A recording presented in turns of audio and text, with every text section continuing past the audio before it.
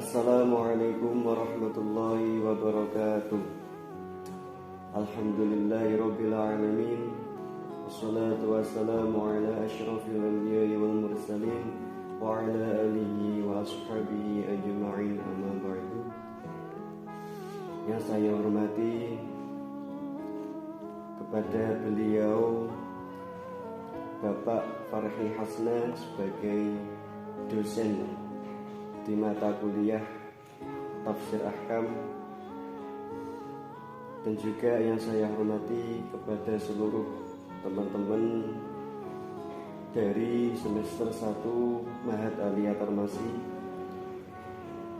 Di sini saya akan membuat sebuah video dengan tujuan untuk memenuhi tugas dari beliau, tugas akhir semester.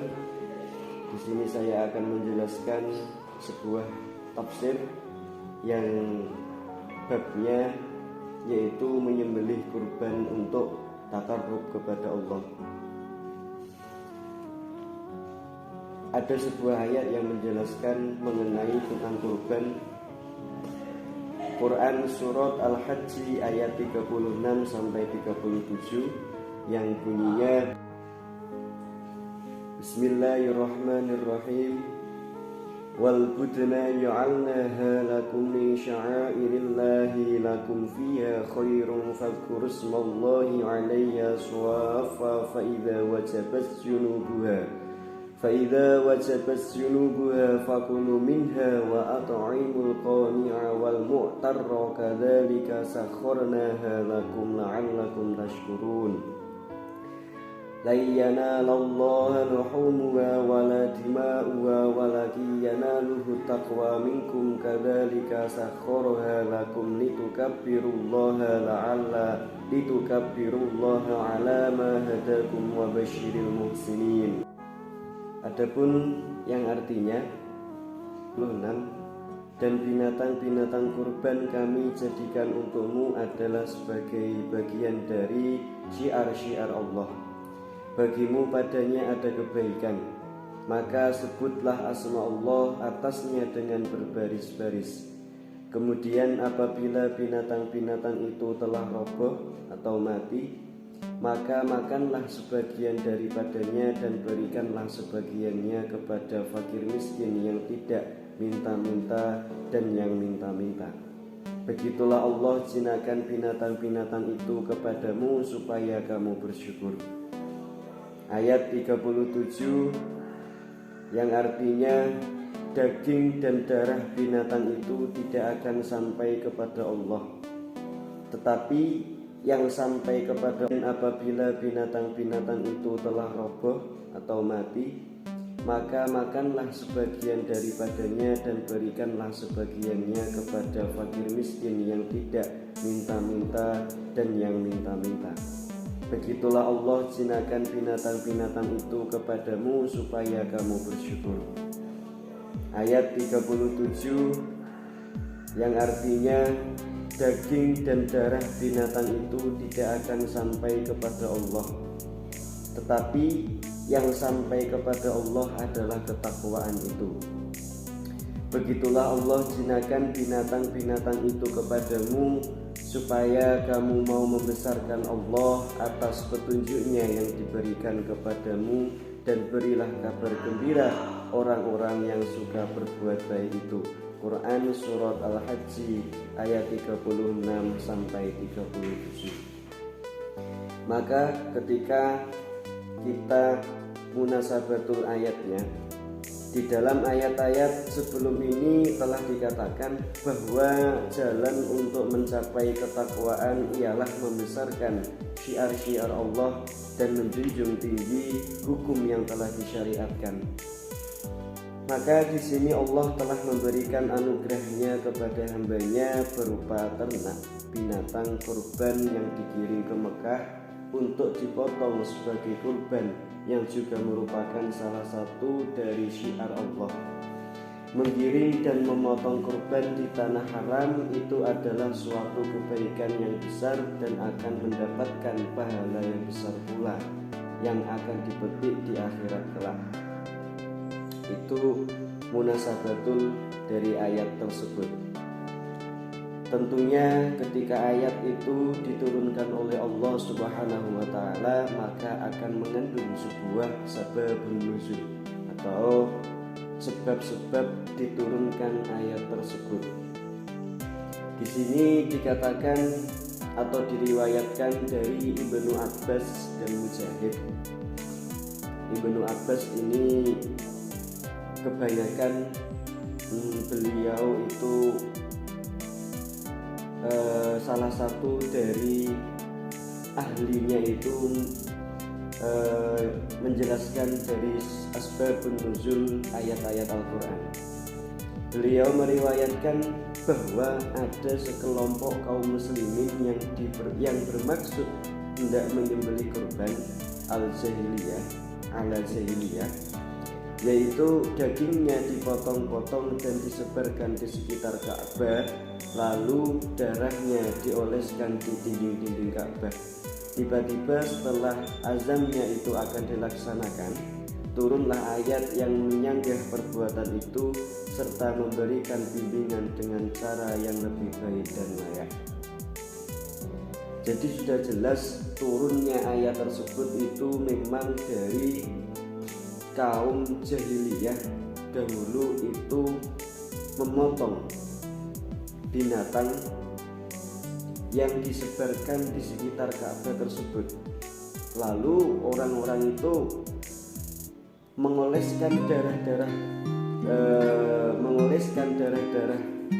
sembelian binatang sembelian tersebut itu kepada dinding-dinding Ka'bah. Nah, maka turunlah ayat dari Allah Subhanahu wa taala yang menjelaskan hukum berkorban dan untuk bimbingan tata cara yang lebih baik dan layak dalam berkorban tersebut. Untuk mengenai tafsir dari ayat tersebut, dalam ayat ini Allah menerangkan bahwa dijinakannya binatang ternak kepada anak Adam itu adalah suatu nikmat yang harus disyukuri. Penegasannya itu dituturkan secara global dalam firman-Nya, untukmu padanya ada kebaikan. Tetapi kemudian di ayat lain Allah menjelaskan secara terperinci, yaitu sebagaimana tersebut dalam firman-Nya. Bismillahirrahmanirrahim. Awalam yarau anna khalaqna lahum mimma amilat aydina an'aman fahum laha malikun wa dhallalnaha lahum faminha rukubuhum wa minha ya'kulun wa lahum fiha manafi'u wa masyaribu afala yashkurun. Yang artinya, apakah mereka tidak pikirkan bahwa kami telah membuat untuk mereka dari apa-apa yang dibuat oleh tangan-tangan kami, yaitu binatang-binatang ternak, lalu mereka memilikinya, dan kami telah jinakan pula binatang-binatang itu kepada Allah, maka diantaranya ada yang menjadi kendaraan mereka dan ada pula yang mereka makan, dan mereka biasa mengambil manfaat dan minuman dari binatang-binatang ternak itu. Apakah mereka tidak bersyukur? Quran Surat Yasin ayat 71 sampai 72. Itu mengenai tafsir daripada menyembelih kurban untuk takarrub kepada Allah. Selanjutnya, kandungan hukum. Bagaimana hukum binatang kurban? Apakah harus dengan binatang yang telah ditentukan atau semua binatang itu boleh dijadikan kurban? Di sini ada sebuah permasalahan, yaitu apakah binatang kurban bid'ah itu harus unta dan sapi? Para ulama sepakat bahwa bid'ah itu adalah nama jenis unta, betina dan jantan secara umum. Tetapi dalam istilah syarak terkenal untuk unta yang dihadiahkan pada Ka'bah. Hadiah untuk Ka'bah maksudnya binatang kurban itu dipotong di Mekah yang selanjutnya dagingnya dibagi-bagikan kepada fuqara di daerah itu. Itu dijelaskan di surat Al-Maidah ayat 98. Kemudian pendapat Hanafiyah bahwa bud'ah itu terpakai untuk sapi dan unta. Jadi kata ini termasuk musytarak, yaitu satu kata yang mempunyai dua arti atau lebih. Artinya daripada arti bud'ah ini merupakan kalimat musytarak yang mempunyai lebih dari satu makna. Maka barang siapa yang bernazar untuk memotong bud'ah, umpamanya boleh ia memotong sapi, artinya tidak harus memotong unta. Ketika ada seseorang itu bernazar, saya bernazar akan memotong bud'ah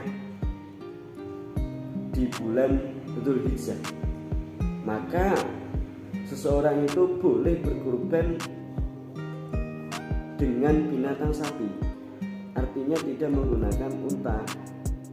Walaupun dari ulama lain bahwasanya bud yang dimaksud dengan bud'ah itu adalah unta, tapi menurut pendapat Hanafiyah, bud'ah di sini itu bukan hanya unta yang dimaksud, akan tetapi binatang sapi atau ternak sapi itu juga termasuk bud'ah.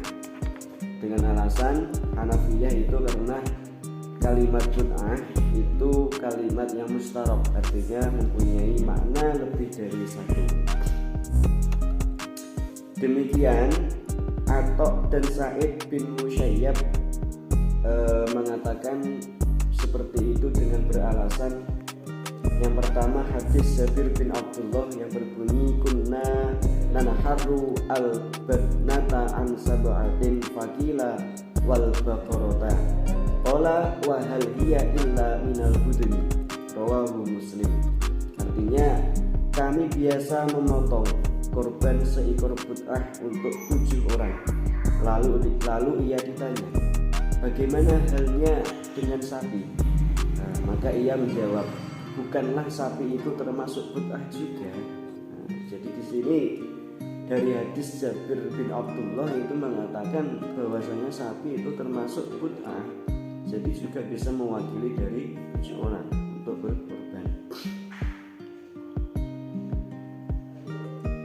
Hadis Ibnu Umar radhiyallahu anhu juga berkata, la na'lamu al-budna illa minal ibili wal baqar. Artinya kami tidak memandang bud'ah itu melainkan unta dan sapi. Jadi sudah jelas makna dari bud'ah itu ya bukan hanya sekedar unta, tapi sapi itu juga masuk kategori bud'ah. Untuk pendapat Syafi'iyah bahwa bud'ah itu pada hakikatnya hanyalah unta. Kalau ia dipakai untuk sapi, maka itu berarti majas, hiasan belaka. Jadi kalau ada seseorang nadar untuk menyembelih bud'ah, ia tidak boleh menyembelih sapi. Yang berpendapat demikian ialah Mujahid. Alasan mereka ialah hadis Jabir bin Abdullah, anna Rasulullah sallallahu alaihi wasallam qala tujzi'u al-budnatu an sab'atin wal baqaratu an sab'atin, rawahu Abu Dawud. Artinya bahwa Rasulullah sallallahu alaihi wasallam itu berkata, bud'ah atau unta itu untuk 7 orang dan sapi untuk 7 orang. Nah, itu diriwayatkan dari Abu Daud. Ini menunjukkan bahwa bud'ah itu bukan sapi. Ini pendapat dari Imam Syafi'i. Sebab adanya a'tof dengan kata penghubung wawu itu mempunyai pengertian harus berbeda. Nah, di sini ada lafaz qala tujzi'u al-budnatu an sab'atin. Nah, ada diselingi dengan huruf atof yaitu wawu wal baqaratu an sab'atin. Bahwasanya huruf atof wawu di sini itu berfaedah membedakan antara yang satu dengan yang lain. Maka Imam Syafi'i itu berpendapat bahwasanya bud'ah itu hanya unta.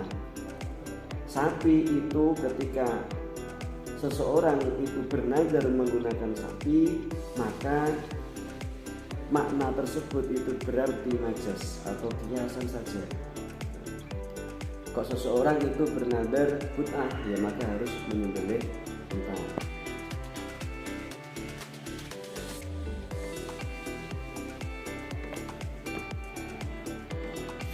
Selanjutnya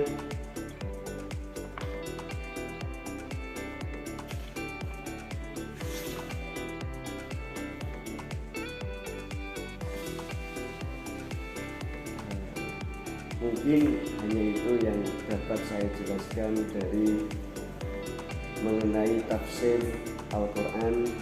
Di sini saya tidak menafsiri, akan tetapi menjelaskan atau mempelajari dari tafsir-tafsirnya para ulama ahli tafsir, ya karena di dalam ketika seseorang itu ingin menafsir sebuah Al-Quran maka butuh ilmu banyak, butuh metode ilmu banyak seperti dari ilmu ma'ani, ilmu balaghah, ilmu tafsir sendiri dan ilmu mantiq. Adapun ilmu lisan juga sangat dibutuhkan di dalam menafsiri Al-Quran. Maka saya di sini hanya menjelaskan sebuah tafsiran dari para ulama-ulama, khususnya dari para ulama Syafi'iyah, karena yang saya ambil hukum daripada kurban di sini itu pendapat Syafi'iyah dan ashab-ashabnya Syafi'iyah itu sendiri. Dari saya apabila banyak kesalahan di dalam menjelaskan di sini mengenai apa yang dimaksud kurban dan hukum-hukum mengenai kurban, tafsir-tafsirnya, saya mohon maaf yang sebesar-besarnya.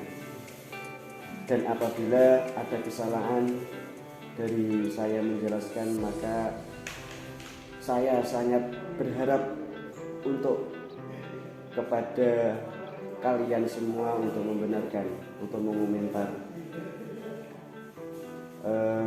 Kepada beliau Bapak Muhadir yang saya hormati, sekian dari apa yang telah saya jelaskan di sini. Kurang lebihnya mohon maaf. Akhirul kalam, wabillahi taufiq wal hidayah. Wassalamualaikum warahmatullahi wabarakatuh.